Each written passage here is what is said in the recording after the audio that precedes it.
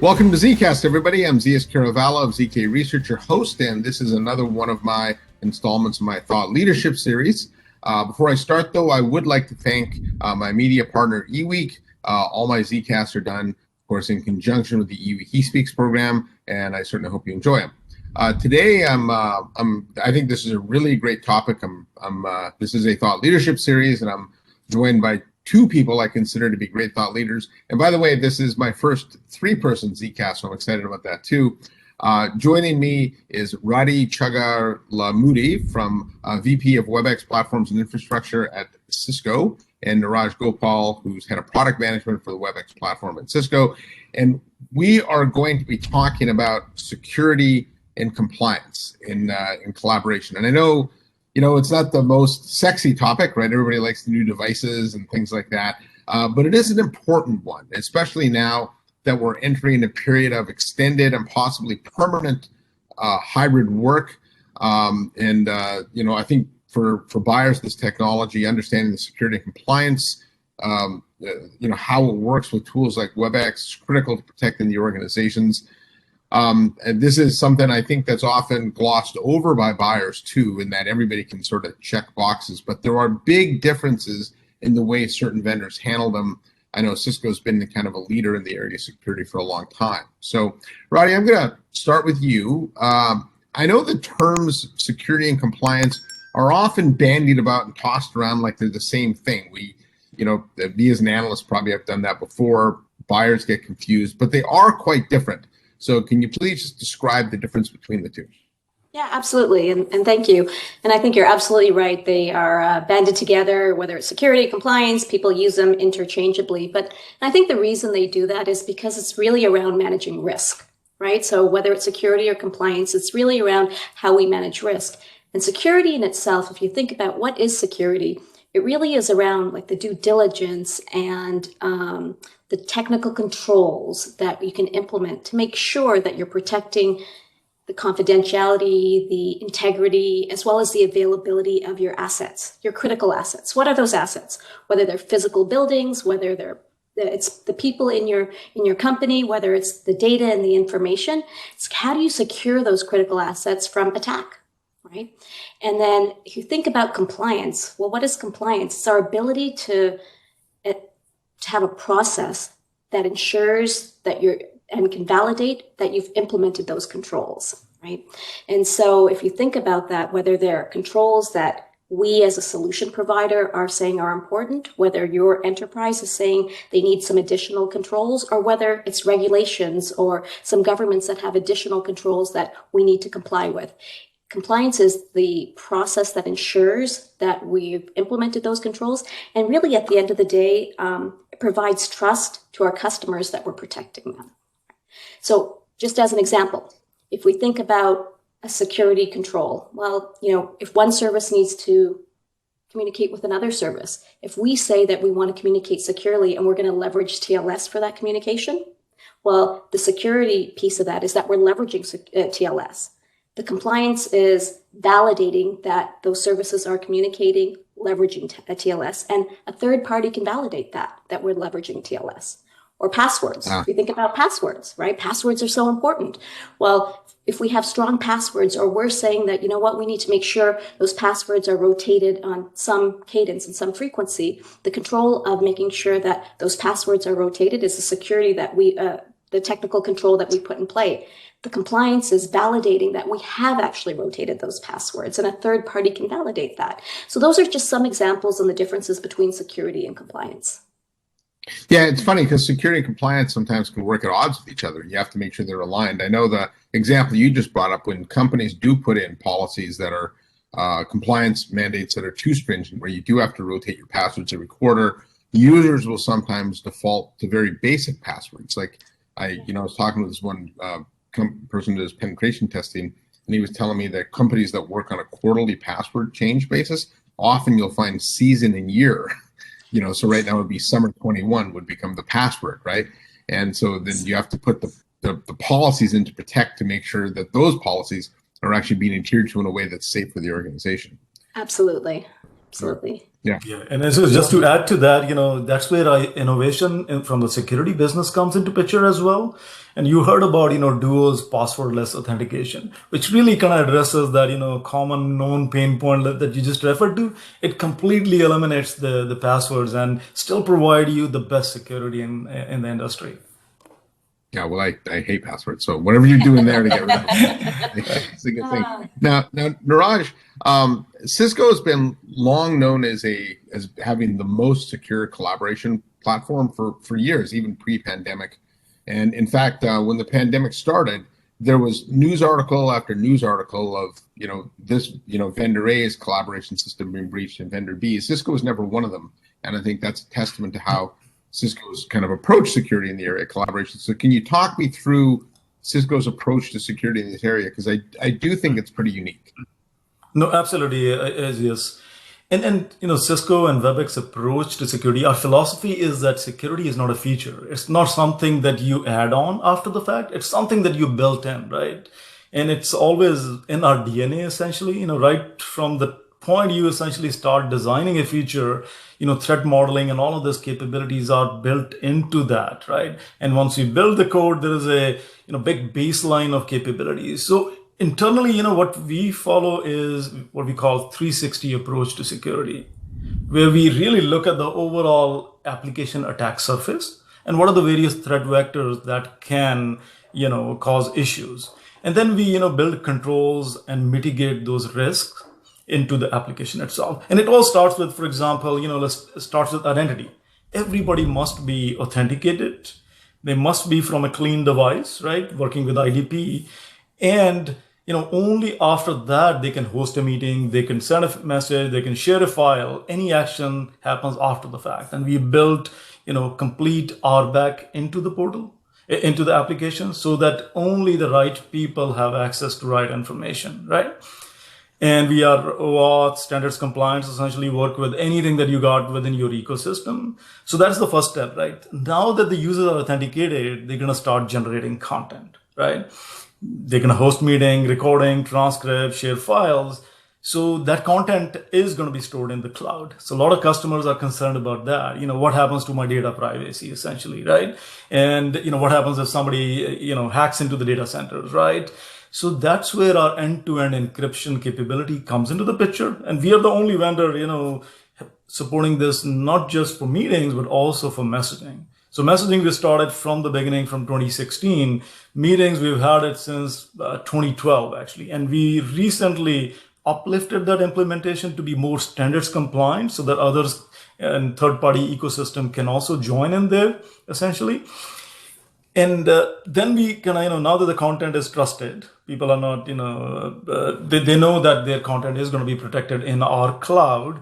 Then you get into the DLP aspects, data loss prevention. People may accidentally share some information with somebody they shouldn't be, right?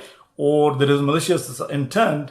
You should be able to protect against that. And that's where our, open integration with all the industry partners. We have a public events API, which enables all of that. And we also integrate with Talos so that if you're talking to people outside and, there is no malware that gets, added to your organization. We protect that. We check for that. And only if it is clean, then people can start accessing it, right? And then we also, I briefly alluded to earlier, Cisco is #1 security company in the world, right? And we work very closely with our security business, and we have built, very innovative capabilities. Passwordless is, one I just mentioned. Similarly, we have, add-on offers like, DLP with Cisco Cloud Log, Talos integration, which means, your content is protected right out of the box, essentially. And again, and one other aspect that comes into the picture is legal and compliance workflows. Somebody gets into an investigation, you need to be able to access their data, right? So we provide those capabilities natively into the application itself. And the last thing I just want to add here is, but not the least, is every company is different. Like Radhi mentioned, right? The compliance, there are obviously some vertical compliance like PCI, HIPAA, and so on and so forth, but every company is different, right?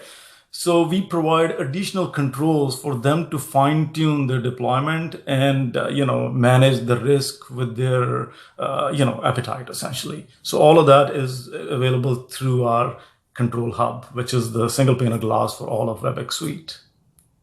Yeah, I think the point you made too about Cisco being the biggest security vendor, there's lots and lots of collaboration vendors, but you're really the only one that has a tangential massive security business along with it. So that's kind of an interesting that you brought those two together. Now, one of the things I think that makes collaboration security hard is that when you look at RFPs, it's easy to sort of check the RFP box if you're a vendor. Like, for instance, customers will want their solutions encrypted, but there's a big difference between end-to-end encryption, encryption in flight, encryption at rest, things like that. So although everyone can seemingly check the boxes, not all solutions are created equal. And so I don't know who wants to take this, but tell me some of the things that are the most common areas of differentiation for Cisco versus the field, and what are some of the things that customers might miss or find confusing if they don't do their homework? Yeah, and I'll start off, and then Niraj, you can add on. I think I think you both you highlighted it in the last conversation. Cisco think security is core to Cisco, right? So if you think about an RFP and you think about solution providers, it's really hard to kind of check a box to say, hey, is security top of mind for your company? Is security built into the DNA of your company? And I think customers need to do their due diligence to make sure that that company is really not just checking the box for security, but it's built into their DNA, it's built into their processes, and it's top of mind for that executive team. And for us at Cisco, that's the case, not just for our security business because we provide these solutions, but how do we take the same concepts and make sure all of our solutions are also secure and it's built in and integrated. So I think that's one thing that's that I would highlight. The other thing that's important as you're looking at RFPs, I think in end-to-end encryption, when you think about these capabilities, that you're looking at the suite, right, of capabilities where all of the workloads that you're going to use, do they all have the right security to align to your enterprise, whatever your requirements are? So it's not just checking the box for end-to-end encryption. It's like, what does that actually mean? Where is that implemented? What pieces of that collaboration experience are end-to-end encrypted? So anyway, I think that it's important at a high level to make sure that you follow through, and the company, from a privacy and a transparency, is really keeping your data private and is transparent on the information that they're providing. So for example, you talked about penetration testing, right? So, does the company or does that collaboration provider do penetration tests that are third party, that third parties are performing? And do they publish those results? Where are those results? Do they provide you as a customer those results? How are they transparent with the information? And with Cisco, one of the things that we absolutely, with Webex and our platform, we do commission third parties to do penetration tests. We do provide the results to our customers. So that's one aspect of transparency and privacy. If we think about data, where is your data? How is your data secured? And can you think about that data in terms of potential, sovereignty? So, does the data reside in the US? Does the data reside in Europe? Some of those pieces are also important when you think about your collaboration solutions. Certifications, I think Niraj mentioned HIPAA and some of the, ISO SOC 2-year standard compliances or certifications that comply to government regulations. Looking at companies and solution providers that not just do the basics, but go beyond the basics, right? And then are they keeping up with all the latest certifications that need to happen across the world?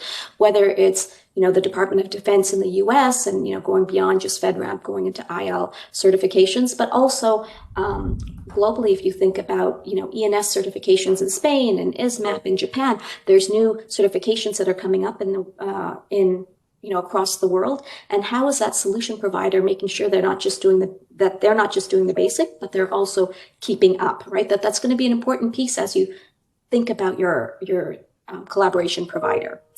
Niraj, you may want to add a few other things as well. Absolutely, yeah, Ravi. I mean, you covered quite a few already. A few of them, which are my favorite, are DLP, the data loss prevention. So what happens is, typically vendors say, claim a checkbox, we support DLP, and all they do is probably a simple fire hose kind of API and throw everything out essentially, right? In our case, what we do is, we use a very, very rich API. And not only we support it for messaging, which most vendors just claim, and then that's what it is. In our case, we also support it for meetings. For example, the conversation that we're having now, it is getting recorded. So we're going to take a transcript of that using our AI investments and give it to the DLP CASB vendor. So the same DLP policy that protects your Office 365 application now can protect, all of WebEx workload, the suite approach that, Radi just talked about essentially.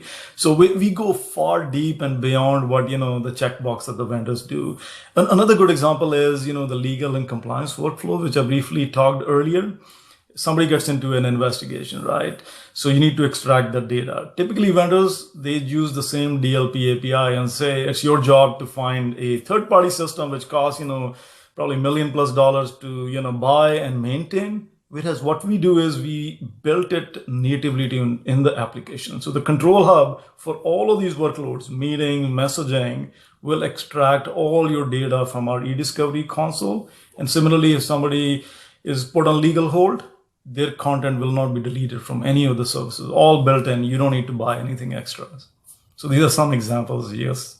Yeah, thanks. Yeah, and I think it's actually interesting that Cisco has a corporate CISO, a head of security and stuff, and I think most of the smaller collaboration vendors just aren't of scale to do that. So your own security team can actually put you to the test. So that's kind of an interesting. Yeah.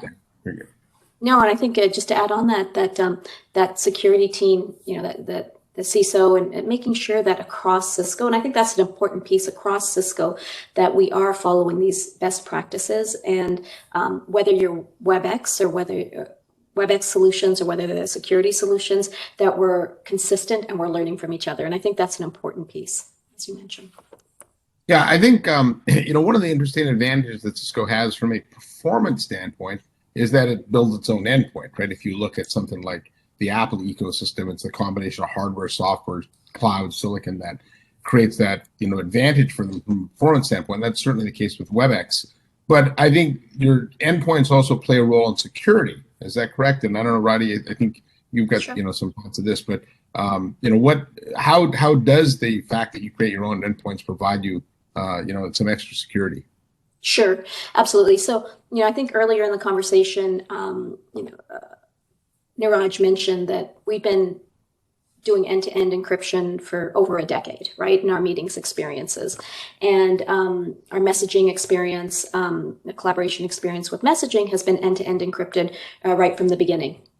You think about devices, right? And we're now being more standards-based encryption, end-to-end encryption. Now we can incorporate devices in that end-to-end encryption collaboration experience, not just our room devices, but also third-party devices, right? And so that is one piece that I think is critical for any collaboration experience, because people are now joining with room devices. And how do you make sure as you're joining with room devices or your mobile devices or your laptops, that those devices, as they participate in these collaboration experiences, are secure and we are encrypting the information in the data?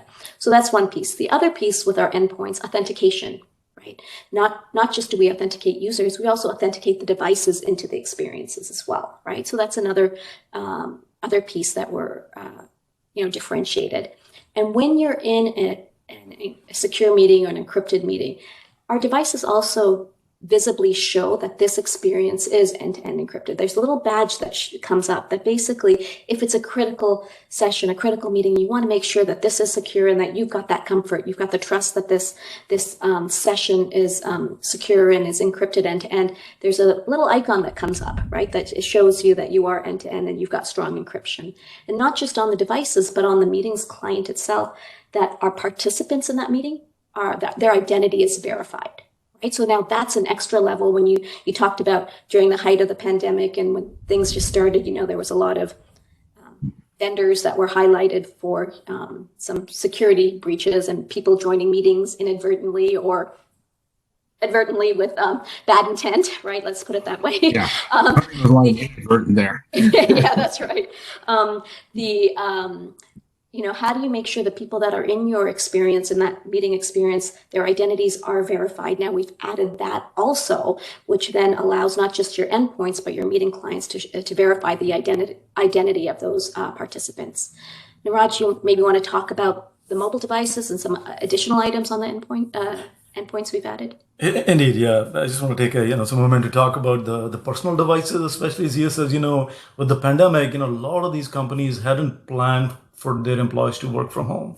Like take a bank with their mortgage back office, department. They didn't, plan for that. Yeah. They didn't have, company issued laptop. They didn't have VPNs, for example, right? So they ended up, just scrambling and picking their own personal unmanaged devices. So how do you secure the content in that, right?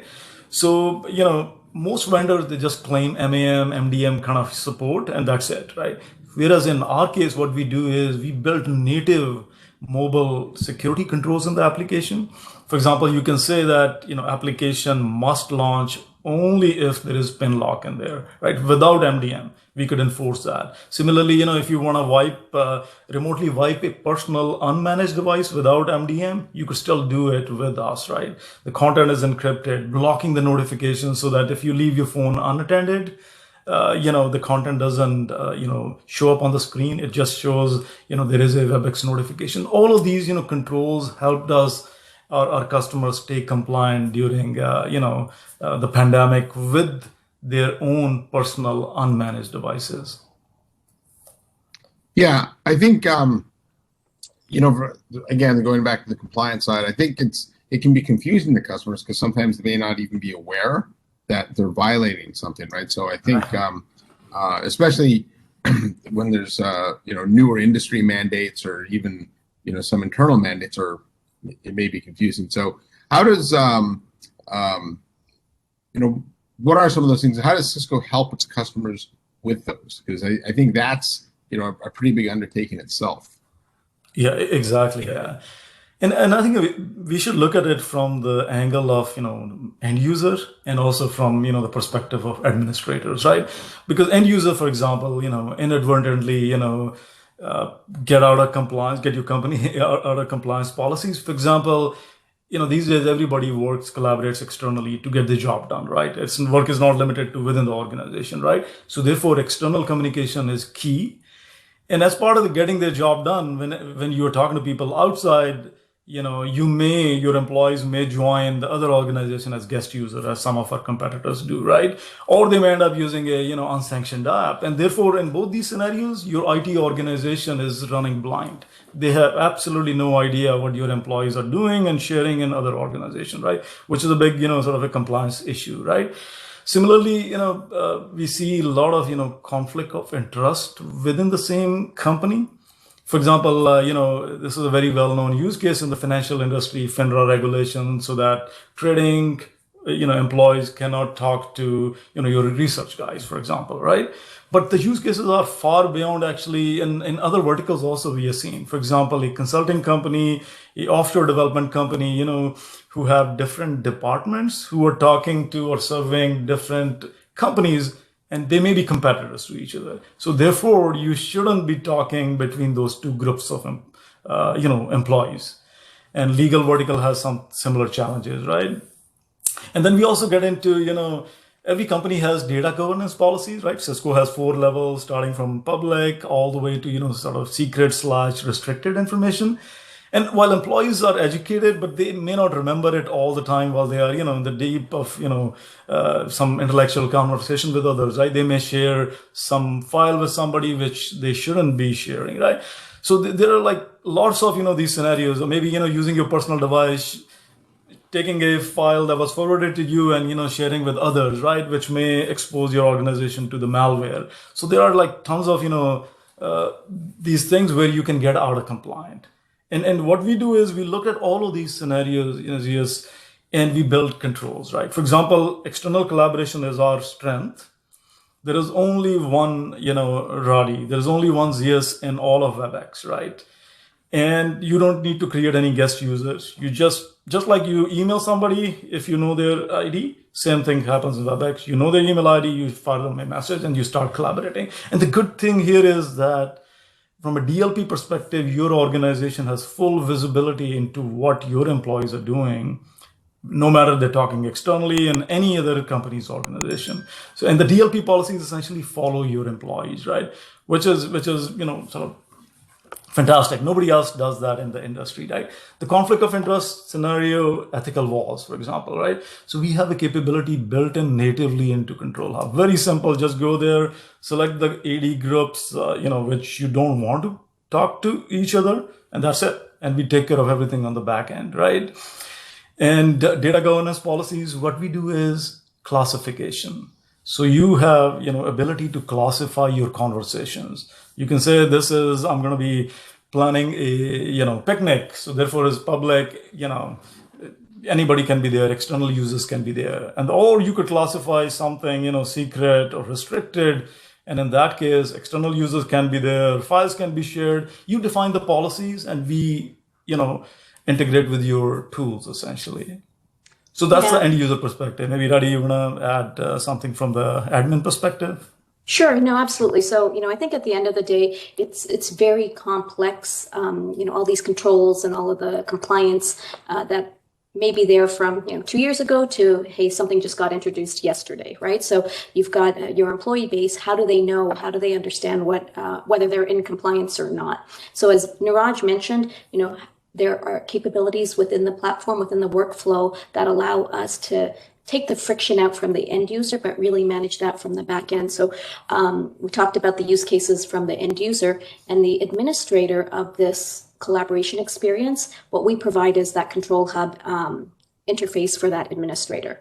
And now the administrator has the ability to set these policies up for the organization, for specific groups, and that we provide the ease of use through the Control Hub to be able to do that. So where should the data be? Where do we want the data resident? So we are putting additional capability in so the administrator can select that and migrate to specific geographies.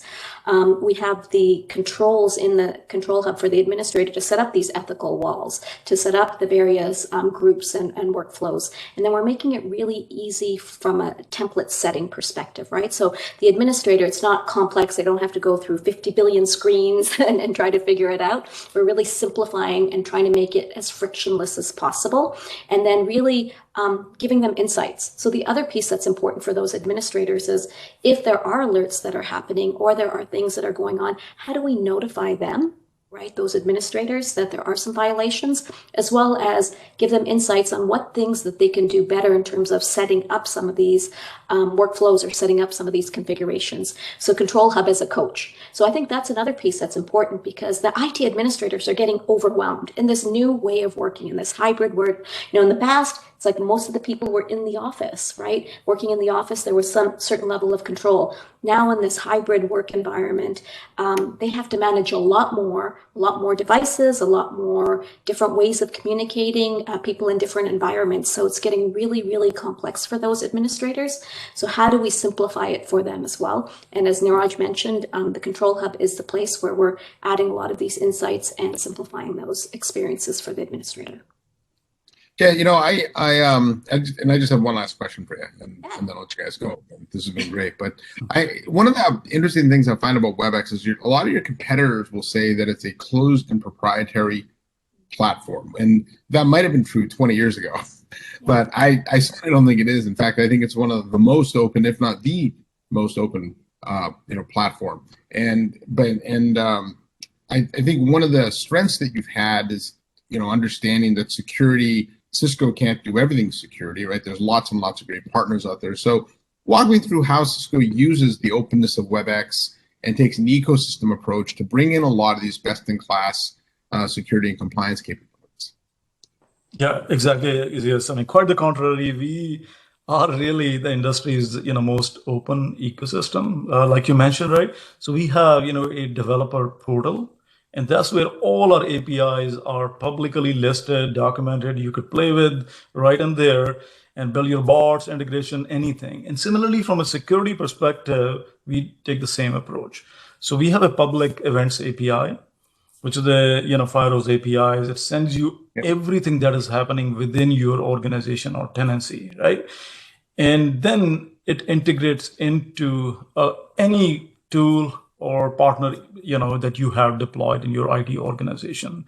We obviously work with Cisco CloudLock and other tools at Cisco site as part of the cross architecture, providing the bigger benefit for our customers. But at the same time, look at our partner ecosystem. We got the biggest partner ecosystem in the industry today. We have like 15 plus partners, and the list is expanding. Anybody who's like a market leader or visionary or important vendor, we partner with them. And we not only stop and not include some of our competitors, we work with our competitors as well. For example, we know Microsoft is out there protecting SharePoint and other policies. So we have worked with Microsoft, the MCAS application, the CASB from their side, it protects Webex equally well, and there is no additional license fee to pay for that actually. So which is fantastic. So we are truly open actually. All right, well, thanks for that. In fact, I was looking at the slide that we just showed on the screen, and I know I'm a UC. I'm one of the judges in these UC contests that are done by UC today, and a lot of your partners win awards. So, congrats on that. So, anyways, Niraj, Radhi, I think what we highlighted here is that this world of security and compliance and collaboration isn't easy.